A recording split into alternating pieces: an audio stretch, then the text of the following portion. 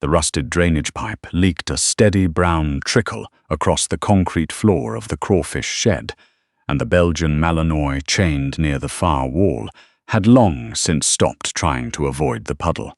She lay in it. Her black and tan coat, once glossy and precise as a military dress uniform, was matted with mildew and crusted mud. A frayed nylon rope had been looped twice around her neck, in addition to the heavy logging chain attached to a support beam overhead, the kind of overkill restraint that only a man who feared a dog would use. Her designation was B310. She had cleared 11 compounds in Mosul. She had found a vehicle-borne IED buried 3 feet beneath a market road in Tikrit that would have killed 47 people. She had dragged her handler's body through a burning doorway. Now she was a guard dog for a crawfish shed in rural Louisiana. She had been sold at auction for $55. But 400 miles north, in a studio apartment in Nashville, Joelle Frasier had not slept in 36 hours, and she had just found her. The rural heat of Sabine Parish, Louisiana, could break a person if they let it. By July, the air hung low and wet over the pine flats and Spanish moss-draped hardwoods, like a second skin no one had asked for. Gnats rose in clouds from standing water. The sun set orange and brutal over fields that smelled of fertilizer and something older, clay, river bottom, the particular thickness of a place that had been worked hard and left alone in equal measure. Floyd Granger's property sat at the end of a half-mile dirt road off Highway 171, 8 miles outside Natchitoches. He owned 40 acres of low ground that flooded every spring and yielded nothing useful the rest of the year. 3 rotting outbuildings, a double-wide trailer that tilted slightly to the east, and a crawfish processing operation that functioned somewhere in the gray zone between having a license and not having one. Floyd was 53 years old and had strong opinions about property rights, government overreach, and the personal failings of anyone who had ever crossed him. He had purchased the Belgian Malinois at a Department of Defense surplus equipment auction in Shreveport on the 1st of May. He had been there to bid on surplus ATVs and had bought the dog almost as an afterthought, outbidding a single other buyer who'd stopped at $40. Floyd called her Duchess. Her actual name, the one encoded in the microchip beneath the fur of her left shoulder, was B317. The file attached to her kennel card at the auction listed her as a decorated explosive ordnance detection K9, 2 combat deployments, United States Army Special Operations. Floyd had not read the file. He wanted a dog that would make people nervous when they came onto his property uninvited. She was large and dark and had eyes like a hawk. That was enough. He kept her chained in the crawfish shed because the trailer had enough smells already. He fed her irregularly, whatever table scraps hadn't been eaten, pushed across the concrete floor in a bowl that frequently had flies on it. When she barked too much at night, Floyd would bang the shed wall with the flat of a shovel until she stopped. When he came to check on her and found her sleeping, he'd knock the empty water bowl against the beam hard enough to ring it like a bell. The dog who had once been B37 did not show fear. That was the thing about a Malinois trained at Fort Bragg by the best handlers the army possessed. Even starved, even chained in the dark and the wet, even stripped of her mission and her partner and every familiar thing, the operational instincts did not leave. She watched the door. She monitored the sounds of the road. She catalogued every shadow that crossed the gap beneath the shed door. Her amber eyes were still and intent and utterly serious. She was still working. She was still waiting for her handler to come back. How B317 had come to be chained in Floyd Granger's crawfish shed was the kind of story that didn't require a villain so much as a system that had learned to process living things like inventory. When Specialist Joelle Frasier of the 75th Ranger Support Battalion was hit by an IED fragment in Mosul in March of the previous year, sliver the size of a thumbnail that punched through the left side of her helmet and shattered the tiny bones of her inner ear. B317 had been the one to drag her out of the kill. zone. The dog had seized the drag handle of Joelle's plate carrier in her jaws and hauled her 30 feet across broken asphalt to the cover of a concrete wall, while the rest of the patrol laid down suppressing fire. The soldiers in Joelle's squad still talked about it. How the dog had moved with precise, flat-bellied speed, never flinching at the gunfire, never releasing her grip, never once looking anywhere but forward. Joelle had been medivust to Landstuhl, and then to Brooke Army Medical Center in San Antonio. She spent 4 months learning to rebalance herself on a world that had permanently tilted 3 degrees to the left. The tinnitus was a high, thin whine that lived in her left ear like a tenant who had stopped paying rent and refused to leave. She was medically retired as a specialist E4 at 27 years old. During the worst of her recovery, the months when she sat in the dark of her hospital room because the fluorescent lights made the vertigo unbearable, she had filed the paperwork. The canine handler adoption request forms, all 7 of them. She had filled them out by hand in neat block letters because she had been told handwritten forms processed faster. A mid-level acquisitions manager named Roger Bates at Meridian Defense Logistics, the private contractor responsible for B-317's post-deployment placement, had processed her file in under 90 seconds. Reassigned, asset allocated per contract schedule. Roger Bates had 340 animals in his database and a performance review tied to processing speed. He did not read the citation attached to B-317's file, the one that described in dry clinical army language exactly what the dog had done for Joelle Frasier on a burning street in Mosul. B-317 was transferred to Meridian's detection unit in Baltimore, where she worked cargo screening for 14 months. When a veterinary examination revealed moderate hip laxity consistent with early dysplasia, common in working dogs with heavy field mileage, and entirely manageable with proper care, Meridian's contract manager made a spreadsheet decision. The dog was reclassified as non-deployable. She was bundled into the next surplus disposition auction alongside drone batteries, decommissioned radios, and a pallet of expired MREs. Floyd Granger had outbid one other person for her, $55. Joelle had been out of the army for 14 months when she found the post. It was 11:30 on a Tuesday night in Nashville, and she was sitting on her apartment floor with her back against the couch. She still couldn't always sleep in a bed, still needed the floor's solidity beneath her. Scrolling through a Facebook group called Military and Working Dog Welfare Network. She had joined the group 6 months earlier as part of the same quiet, methodical search. She'd been running across every working dog forum, every canine rescue network, every army adoption database she could access. She searched by description because Meridian had never disclosed where B-317 had been placed. Every week, always nothing. That night, a veterinarian named Dr. Carolyn Vance had posted from Natchitoches. The caption read, "Concerned about a Malinois I saw today during a farm call near 8W171. Owner called her Duchess, but she has the build, the working muscle remnants, and the alertness of a dog with professional training history. Very thin, chain marks on her neck. Owner was hostile when I asked questions. She has a thin scar across her left muzzle. Anyone in the area know this animal?"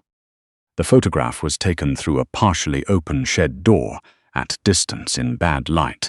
The dog was mostly shadow, but Joelle could see the shape of the ears, the angle of the head, the way the dog was looking directly at the camera with absolute, unblinking attention, the way B-317 had always looked at everything, like it was a problem to be solved, a mission to be assessed.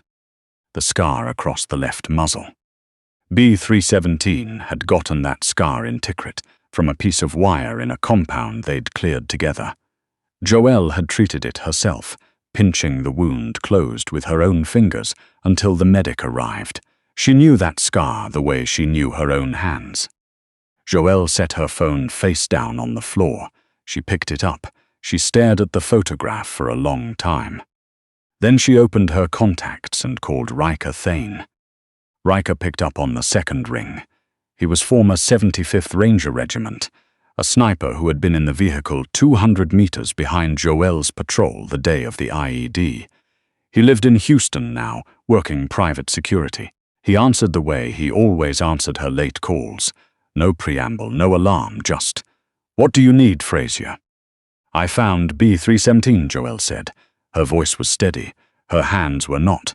She's chained in a shed in Louisiana, Sabine Parish. Some man bought her at a surplus auction." The silence on the line was the kind a person learns to read after enough time in the field. It was not empty. It was Riker thinking. "Send me the location." "Riker, we can't just—" "Send me the location," he said again, quiet and final. "I'm calling Mitch and Tuck. We can be on the road in 2 hours." "This isn't sanctioned," Joelle said. "We go onto private property. We cut that chain. We are looking at breaking and entering. Theft of property. Maybe more, depending on how the night goes." "Joe," Riker's voice dropped half a register, "that dog saved your life." "She saved Mitch's life. She found the device buried under the Route 1 Market Road. There are 47 people in Tikrit who are alive right now because of her. You tell me, right now, do we leave her in a crawfish shed?" Joelle closed her eyes. The tinnitus sang its thin, relentless note in her left ear. "No," she said. "Then I'll see you at the state line. Bring your med kit." By 1 a.m., Joelle was southbound on I-40 in her truck, the cab dark except for the dashboard glow. In the back seat, a tactical bag held field dressings, IV saline, a warming blanket, and a portable drip kit she had assembled from veterinary supply catalogs over the course of months, the same way she had assembled every contingency plan since leaving the army, methodically, quietly, without telling anyone. She had known this drive was possible. She had hoped she would never need to make it. She had prepared anyway. At 3:15 a.m., she pulled off Highway 49 into a gas station in Mansfield. A black pickup truck and a grey Jeep were already idling at the edge of the lot, away from the pumps. 3 people stepped out of the shadows as she parked. Riker Thane was built like a man who had spent 20 years carrying heavy things without complaint. Broad through the shoulders, quiet in his movement, a toothpick shifting from one side of his jaw to the other. Beside him stood Mitch Larrabee, the battalion's former breacher, compact and precise, holding a printed satellite image of Floyd Granger's property. The third was Tuck Warfield, the unit medic who still moved through the world with the particular low-key competence of someone who had witnessed enough emergencies to be rattled by nothing smaller than a catastrophe. He had driven from Nashville on the same interstate Joelle had taken, moving in the opposite direction. They did not hug. They assessed each other the way people who have been in the field together assess each other. A quick sweep, cataloging condition and readiness, and then they got to work.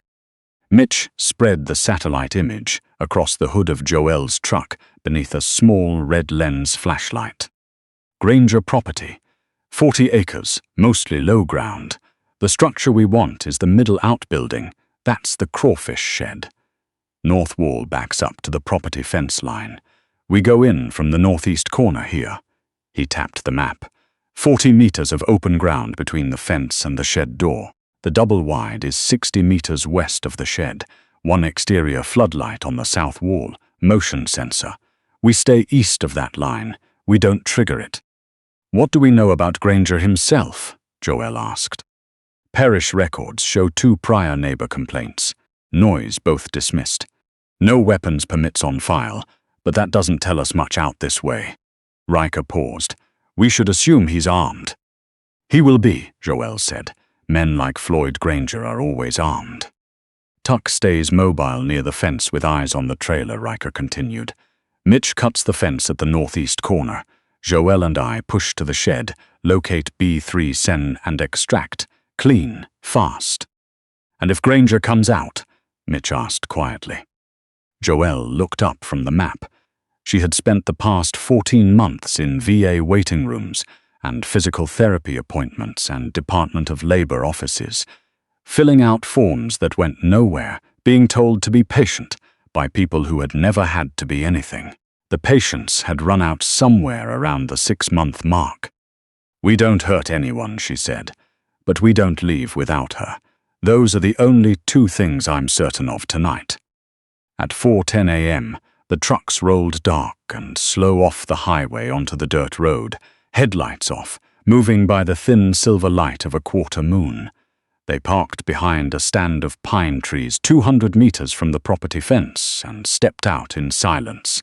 The air smelled of standing water and pine sap and the faint chemical sweetness of the processing shed. Somewhere out in the dark, a bullfrog called once and went quiet. Joelle pulled on her night vision.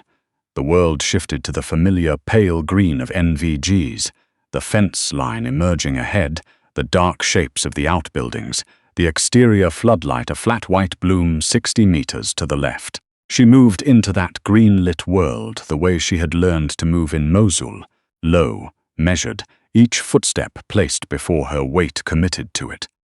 Mitch reached the fence first. The bolt cutters he carried were insulated and heavy, and he worked with the quiet efficiency of a man who had breached far worse things than chain link in the Louisiana dark. The links parted with a sound like a lighter clicking once. He peeled the section back. Joelle went through first. The smell of the crawfish shed reached her before the building did. Ammonia and standing water and the close-quarters animal smell of a dog who had not been bathed in months. She moved to the shed's side wall, paused, listened. Behind her, Riker settled into position at the corner, eyes on the double wide. Ahead, the shed door was held shut by a single sliding bolt. Joelle eased the bolt back. The door swung inward on its own weight. The interior was dark even through the NVGs. Too many angles, too much shadow from stacked crates and equipment. She pushed the goggles up and let her eyes adjust the natural way, the way she'd been trained. Slowly, the outlines resolved. The support beam in the center, the chain rising from a staple bolt near the floor to the beam overhead, and, at the end of the chain, from somewhere in the darkest corner near the far wall, 2 eyes catching the faint light from the open door. Joelle went perfectly still. B-317 did not bark. She lifted her head from the wet concrete and watched the human in the doorway with the same flat, weaponized attention she applied to everything. Her body was a collection of sharp angles beneath matted fur, her ribs pressed visibly through her coat. The chain around her neck was looped twice and padlocked, and it had worn a hairless stripe into the fur beneath it. But her eyes were exactly the same, completely, unswervingly the same. Joelle crouched low, bringing herself to the dog's eye level. She pulled off her tactical gloves and tucked them into her vest, exposing bare hands. "B-317, she said. Her voice barely moved the air. "Stand down, handler on deck." For 2 full seconds, nothing moved. Then the chain scraped across the concrete in a long, violent arc, and B-317 was on her feet. Every muscle in her lean, diminished body went rigid. Her nose dropped and worked the air in short, frantic bursts. And then her head came up, and she made a sound Joelle had never heard from her before, a fractured, high note, halfway between a whine and a howl. The sound of something compressed past its limit, finally releasing all at once. Joelle crossed the distance at a run. She dropped to both knees on the wet concrete and got her arms around the dog's chest, and B-317 pressed her entire body weight into Joelle's nose, driving into the crook of Joelle's neck, tail striking the support beam in long, hard arcs, her breath coming in, gasping, disbelieving huffs against Joelle's collar. Joelle pressed her face into the matted fur between the dog's ears and did not say anything for a moment. The tinnitus rang in her left ear. She was not aware of it. "I've got you," she said finally, her voice low and unsteady. "I'm right here, B. You're done. You held the line long enough. Come on home." Riker materialized in the doorway, his jaw set, something moving in the muscles beneath the stillness of his face. He was already working the hydraulic bolt cutters around the padlock's shackle before Joelle had finished speaking. The lock gave with a sharp metallic crack that rang in the enclosed space like a gunshot. B317 shook her head. The chain dropped away from her neck and hit the concrete floor. She looked down at it for exactly 1 moment, then turned back to Joelle. "Moving to extract," Riker said quietly into his earpiece. "Mitch Tuck, we have the asset. Status on the trailer?" The reply came back immediately. "Trailer is still dark clear." They moved.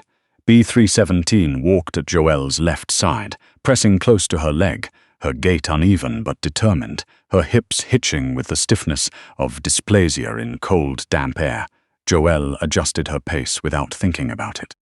They were 20 feet from the fence gap when the lights came on. The motion-triggered floodlights on the south wall of the double-wide blazed across the entire property in a hard white wave, and before the glare had settled, the trailer door banged open.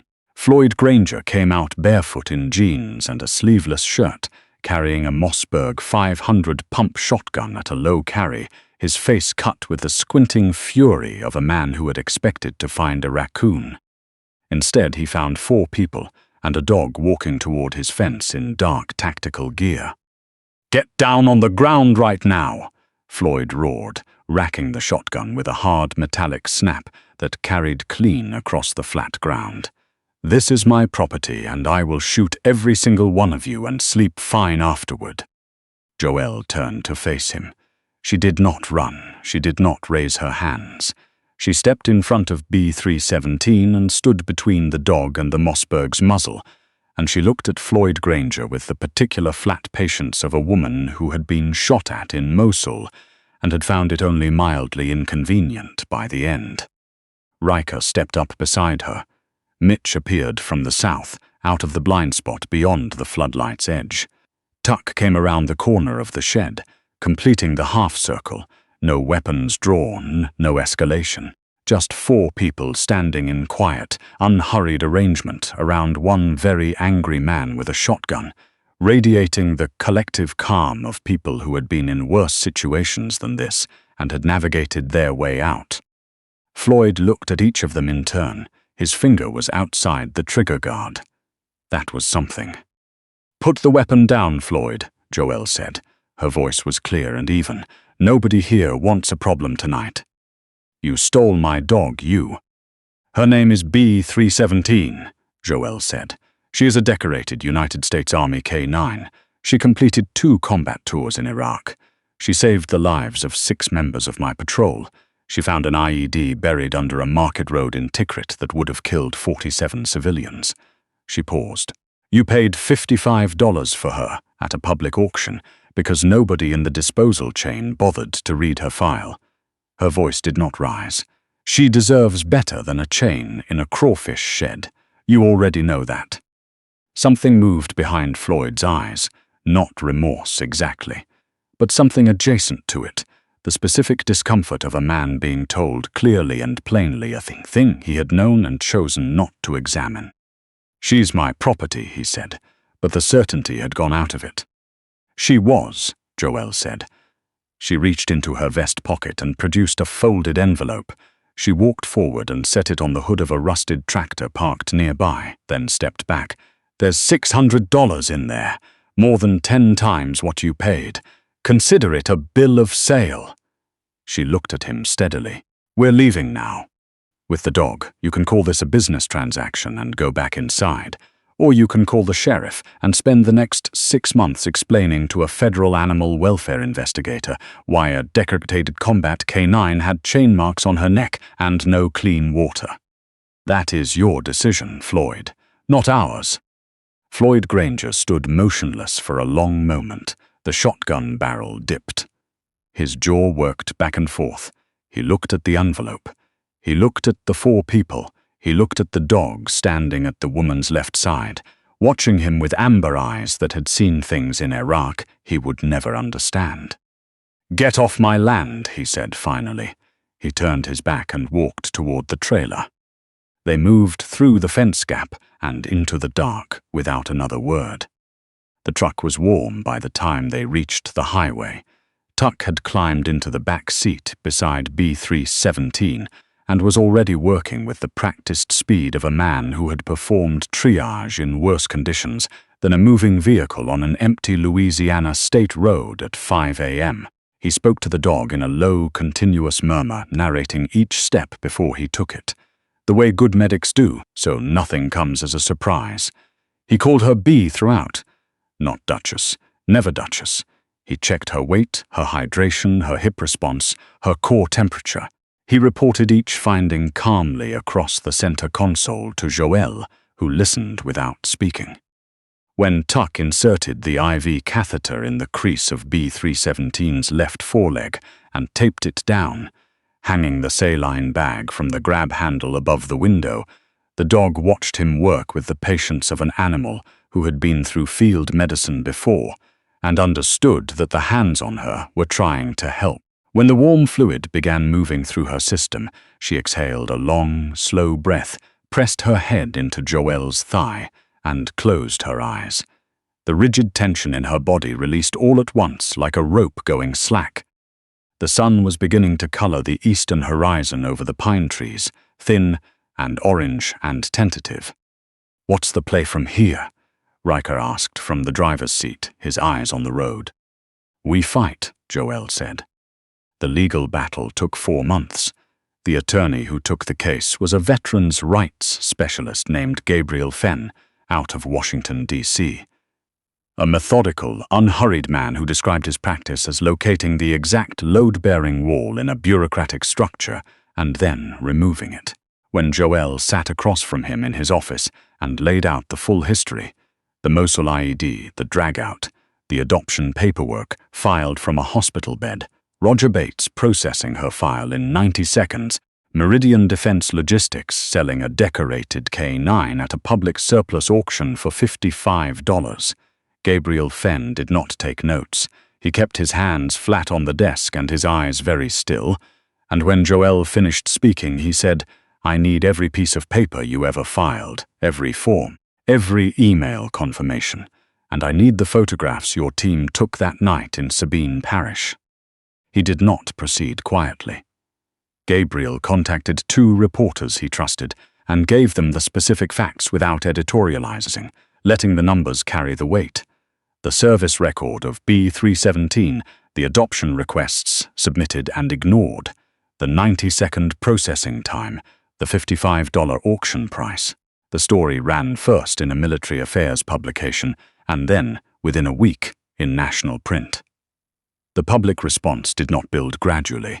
It arrived all at once, the way a wave arrives, a pressure that builds out of sight and then breaks everywhere simultaneously. The Department of Defense Congressional Liaison's office did not stop fielding calls for 72 hours straight. Meridian Defense Logistics issued 3 public statements in 4 days, each more carefully worded than the last. The third confirmed that the company was cooperating fully with a federal review of K9 disposition protocols. Roger Bates was placed on administrative leave and did not return to work. A congressional oversight subcommittee requested records covering 8 years of Meridian's working dog dispositions.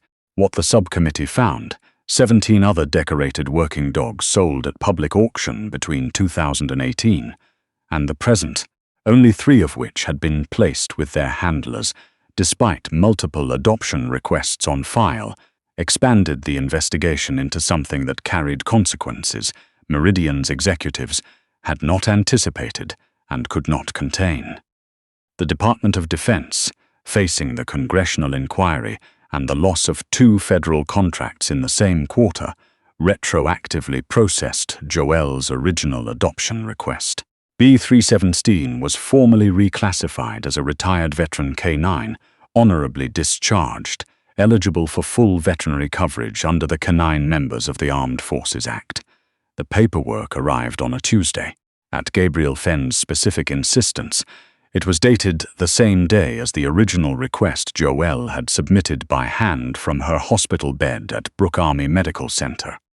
14 months after the night in the crawfish shed, Joelle Frasier stood at the edge of a field in Sumner County, Tennessee. The morning was cool and sharp, the kind of October morning that made the grass look freshly painted. She had rented a small farm outside Gallatin, 20 acres of flat ground, a serviceable barn, and a fenced field that backed up to a line of cedar trees along a creek. She had planted a kitchen garden and bought 3 chickens and discovered, through considerable trial and error, that she was considerably better at tactical extraction than at vegetable gardening. B307 was running the fence line at full speed, following a scent she had detected along the eastern edge, covering the ground in long, powerful strides. Her hips were better. 2 rounds of regenerative treatment and consistent low-impact exercise had brought the dysplasia back to manageable, though her gait still carried the characteristic rolling hitch of a working dog with years of mileage in her joints. Her coat was full and thick and caught the morning sun in panels of black and deep gold. The chain marks on her neck had grown over entirely. The scar on her left muzzle had faded to a thin silver line that caught light when the angle was right. She completed the fence circuit, turned, and came back across the field at a flat run. She hit a perfect sit at Joelle's feet, her amber eyes fixed on Joelle's face, every muscle in her body vibrating with the suppressed intensity of a dog who has found her purpose again and intends to honor it fully. "What did you find?" Joelle asked, crouching down. B317 huffed once and flicked her gaze toward the eastern fence line, then back. "I'll check it in a minute." Joelle put both hands on the dog's face, thumbs resting in the warm fur just below the amber eyes. "Give me a second." The tinnitus was there, same as always, the thin, high note in the left ear that had been her constant companion since Mosul. Joelle had stopped fighting it about 6 months after leaving the army. It was just part of the frequency of her life now. Background signal. She had learned to hear around it, and through it, and despite it, the way a person learns to carry anything permanent. Not by pretending it isn't there, but by deciding it isn't the thing that defines the direction. B317 waited, calm, certain, eyes steady on Joelle's face. There are bonds that form in fire, and are tested in silence, and are proved in the unglamorous, exhausting work of refusing to give up. There are commitments that live below language, older than paperwork and bureaucracy, and the administrative systems that try to reduce living things to line items in a spreadsheet. Between the woman and the dog who had dragged her to safety in a burning street in Mosul, and then found their way back to each other through 14 months of forms and silence and one long drive through the Louisiana dark. Between them, there was something that none of that machinery had managed to touch. B37 leaned forward and pressed her nose once to Joelle's forehead, a brief, deliberate contact, present certain. Joelle smiled. "Good girl," she said quietly. "Let's go check the fence." They went together across the bright October field, the dog at the woman's left side, their pace matched and easy, both of them moving forward with the purposeful calm of those who have already survived the worst the world had to offer, and decided, in the end, to stay.